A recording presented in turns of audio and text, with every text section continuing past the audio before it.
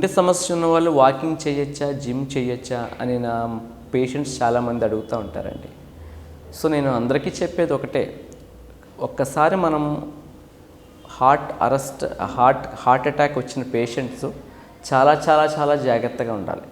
మనం స్టెంట్ వేసినా సరే వేయకపోయినా సరే చాలా జాగ్రత్తగా ఉండాలి. ఇలా చెప్తే మరలా వాళ్ళు డిప్రెషన్లోకి వెళ్ళిపోయే ఛాన్స్ ఉంటుంది. అందుకే పేషెంట్కి ఎలా ఎక్సర్సైజ్ లెవెల్స్ ఎలా పెంచుకోవాలి అనేది వాళ్ళ బట్టి ఉంటుందండి. సో నేనైతే నా పేషెంట్స్కి ఫస్ట్ 1 month ఏ స్ట్రెన్యూస్ యాక్టివిటీ కూడా చెప్పను. అంటే ముందు జిమ్కి వెళ్ళేవారు, ముందు వాకింగ్ చేసేవారు. ఫస్ట్ 1 month నేనైతే నా పేషెంట్స్ని వాకింగ్ చేయనవను, జిమ్ చేయనవను. తర్వాత స్లోగా వాళ్ళ డే టు డే యాక్టివిటీస్ మనం చేసుకోగలగచ్చు. అండ్ మనం మందులు రెగ్యులర్గా వేసుకుంటూ అండ్ హార్ట్ అటాక్ వలన ఒక హార్ట్ డిస్ఫంక్షన్, ఎల్వి డిస్ఫంక్షన్ అంటారు, ఎల్వి డిస్ఫంక్షన్లోకి వెళ్తారండి కొంతమంది పేషెంట్స్. కొంతమంది పేషెంట్స్కి ఎల్వి డిస్ఫంక్షన్ ఉండవు. ఎల్వి డిస్ఫంక్షన్ లేదు అనుకున్నారనుకోండి, 1 month తర్వాత 2 months తర్వాత మీరు మీ యొక్క యాక్టివిటీస్ని చేసుకోవచ్చు. అలా కాకుండా ఎల్వి డిస్ఫంక్షన్ ఉందనుకోండి, డాక్టర్ పర్యవేక్షణలోనే మీరు చేసుకోవాలి యాక్టివిటీస్. సో అది చాలా ఇంపార్టెంట్ థింగ్. మీరు మీ డాక్టర్ని కలిస్తే మీ డాక్టర్ చెప్తారు ఎలాంటి యాక్టివిటీస్ చేయొచ్చు. సో మనం ఇనీషియల్గా షార్ట్ డిస్టెన్స్తో ట్రావెల్ స్టార్ట్ చేసి ఒక 3 to 6 months స్పాన్లో మీరు ముందు హార్ట్ అటాక్ రాకముందు ఏ లెవెల్ ఆఫ్ యాక్టివిటీస్ చేసుకునేవారో ఆ లెవెల్ ఆఫ్ యాక్టివిటీస్ కూడా మీరు చక్కగా చేసుకోవచ్చు. బట్ 3 to 6 months అనేది చాలా జాగ్రత్తగా ఉండాల్సిన పీరియడ్.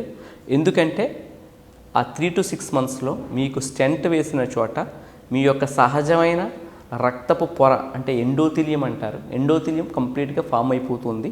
సో అక్కడ ఏది కూడా రా సర్ఫేస్ ఉండదు, అది ఏ బ్లడ్ క్లాట్ ఫామ్ అయ్యే ఛాన్స్ని ఇవ్వదు. సో అప్పుడు మీరు 3 to 6 months తర్వాత మీ యొక్క మ్యాక్సిమల్ ఇంటెన్సిటీ ఆఫ్ ఎక్సర్సైజ్ లెవెల్స్ని మీరు చేరుకోవచ్చు. బట్ టు స్టార్ట్ విత్ వచ్చిన వెంటనే 1 month తర్వాత స్లోగా చేసుకోవాలి. అది కూడా మీకు చెప్తుందండి, మీరు మీ వర్క్ చేసుకున్నప్పుడు గుండెలో నొప్పి వస్తుందా, ఇబ్బందిగా ఉందా, ఆయాసంగా అనిపిస్తుందా అంటే అది అంత ఎగ్జర్షనల్ యాక్టివిటీస్ చేయడం అనేది కరెక్ట్ కాదు.